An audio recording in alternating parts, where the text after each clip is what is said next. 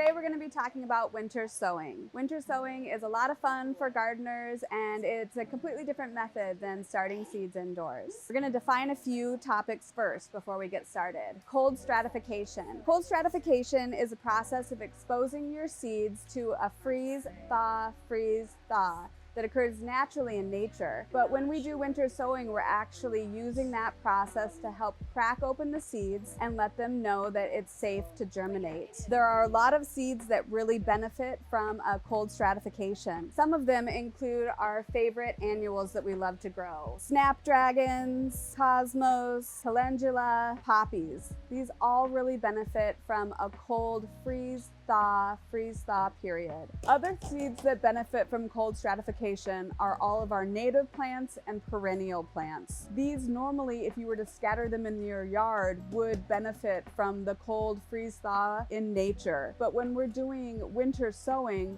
we're basically just using nature's ability to fluctuate the weather to benefit our seeds. And we find this benefits milkweed, lupine, bachelor buttons, and prairie clover flower. But honestly, it'll benefit any native perennial that you want to sow.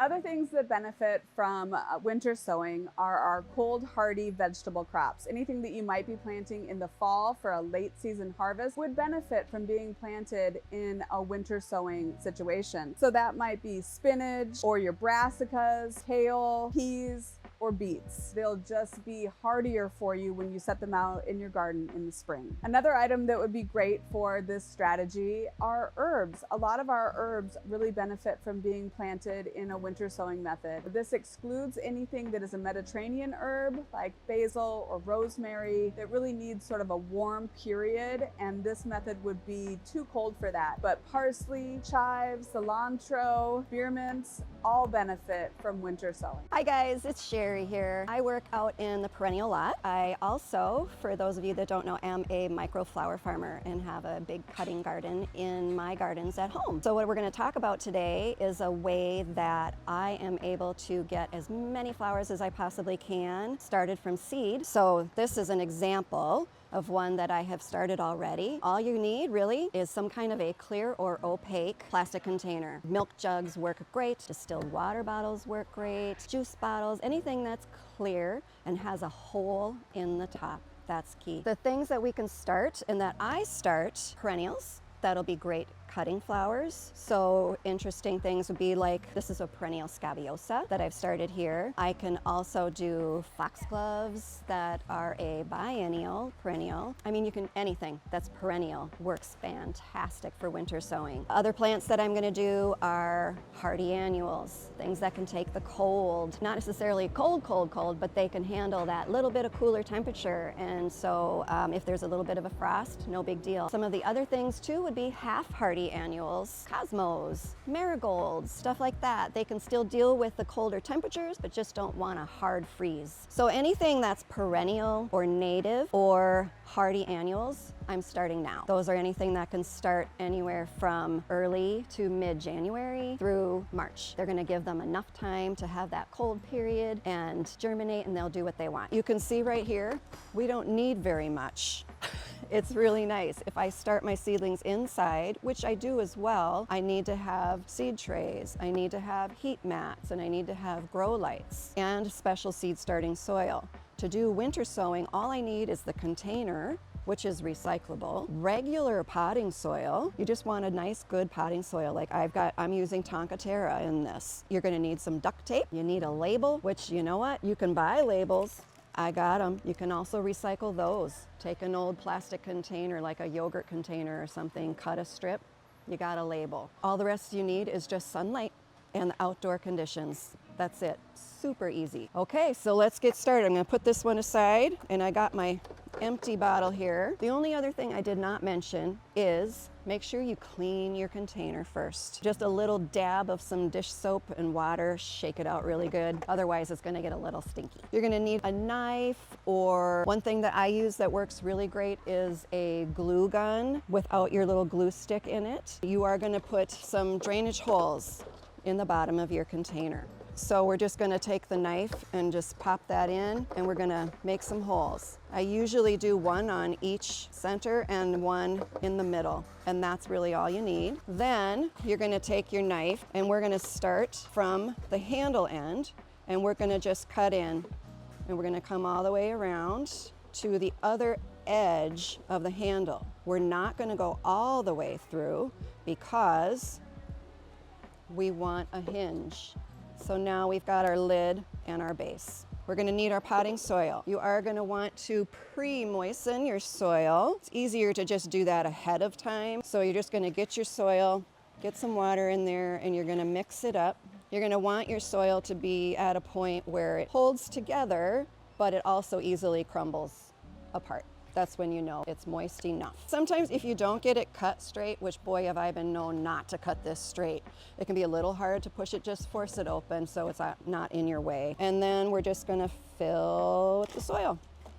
So then what I'm starting today in this is a really sweet filler flower that's called Cerinthe. Will get nice and green, and then when it flowers, it's got these sweet little drooping flower heads with like a purpley blue. The leaves are kind of almost like the color of a eucalyptus. It's kind of that gray green. It's such a pretty plant. They're pretty big seeds. Cerinthe is perfect for this because it's got the hard shell on the outside of the seed. So winter sowing is really going to be a great thing because it's going to help to scarify this seed. Instead of me having to nick the seed, soak it in water, give it a cold period before I plant it indoors, I can just take my seed, put it in the ground, and finish this process, and it's done. It's gonna do all of that for me. So this is a seed that needs to go about 3/4 of an inch deep. Good rule of thumb when you're planting seed is about double the depth of whatever your seed is. So this one is 3/4 of an inch deep.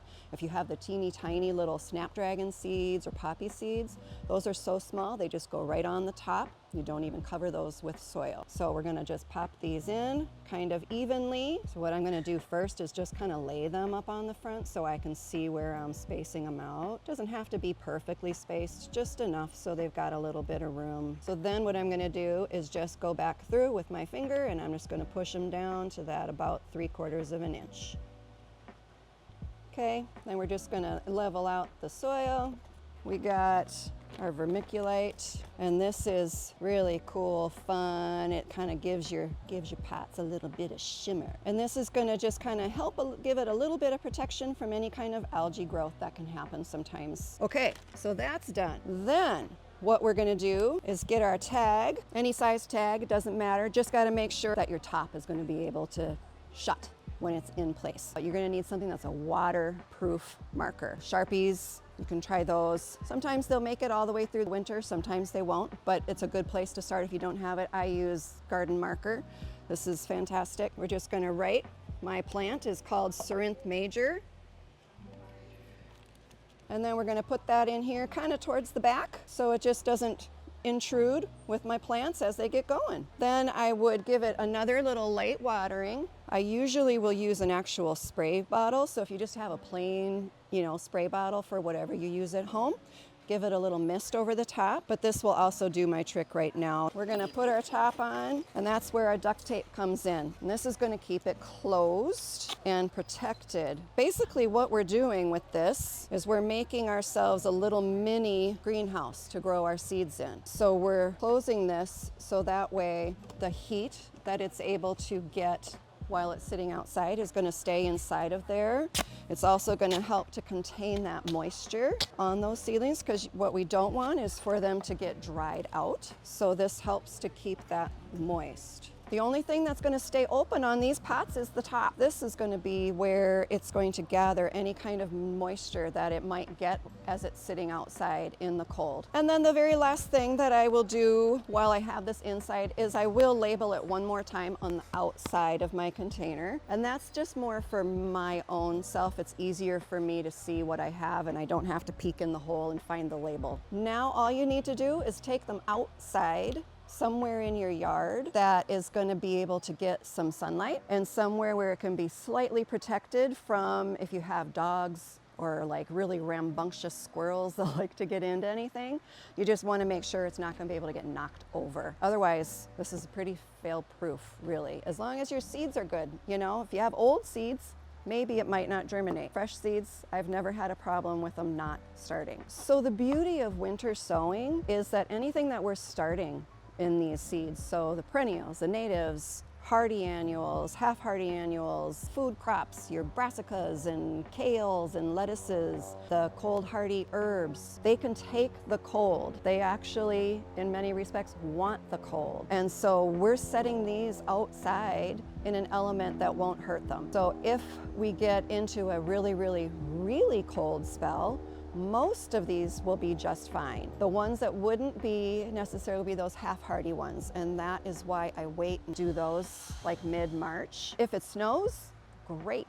I actually want it to snow while these are out there. It's extra insulation for the plants, you know, so this little container is going to be sitting in some snow, and it's going to help to do that. As that snow melts that it's on top of, it's going to come up underneath from your drainage holes in here. It's going to keep your soil a little bit moister. If it snows while it's out there, it's going to sit on top of here. That's going to melt, and that's going to water your seedlings. If it rains, same thing. That's how you're going to keep these moisturized, is just from the weather. The only time you're going to have to do anything else for these, if you don't get snow and rain, they might get a little bit dry, at which point then I just come out with a spray bottle and I spray it. I just give it quite a few. You can kind of see when it gets moist. Pick up your bottle. If it's got some weight to it, you know that your soil is moistened. It's good again. So the really fun part about doing this is in the winter when it is still cold and we're like just getting antsy to get out in the garden, going out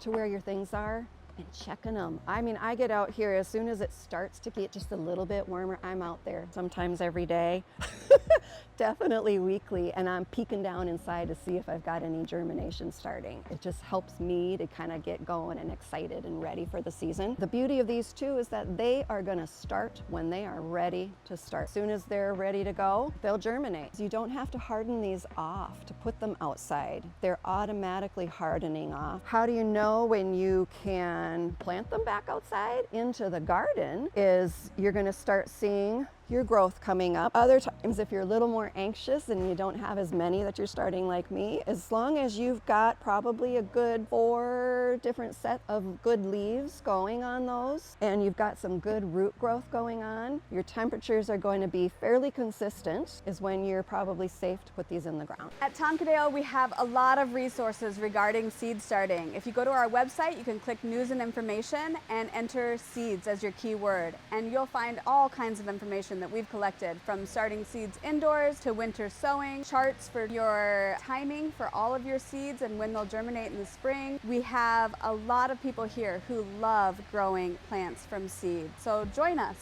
It's not as hard as you think.